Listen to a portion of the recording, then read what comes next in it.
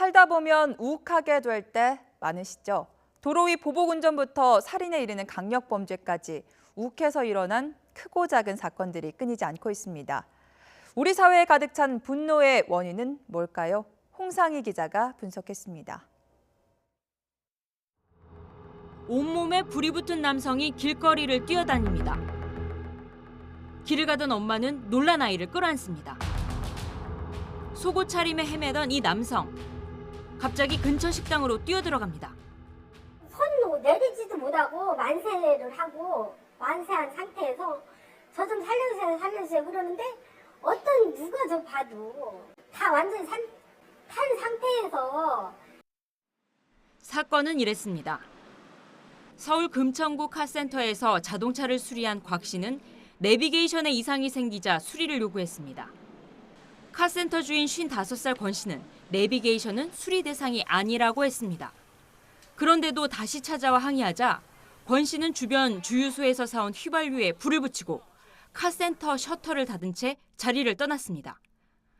화를 참지 못해 사람을 불에 태우려고 한 것입니다.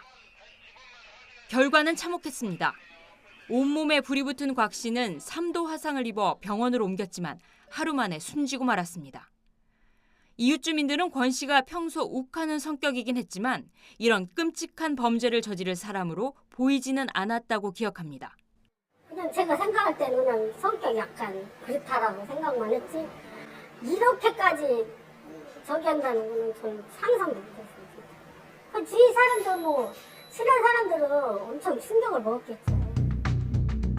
이번 사건으로 숨진 곽 씨가 마지막으로 도움을 청했던 식당 주인은 생각지도 못한 사람들의 비난을 받고 있습니다. 왜 피해자가 몸에 부을 물을 주지 않았냐며 인터넷 댓글로 심지어는 전화로 욕설을 퍼붓기도 했습니다. 그러니까 물을 끼얹으려고 그랬을 때 이렇게 막으신 게 왜 그러셨던 거예요? 애기 아빠가 이제 탄 저기에다가 물을 부으면 익는다라는 걸 알고 있었어요. 그래서 그거를 뺏으려고 저희한테 욕하고 우리 집 안 오니 뭐.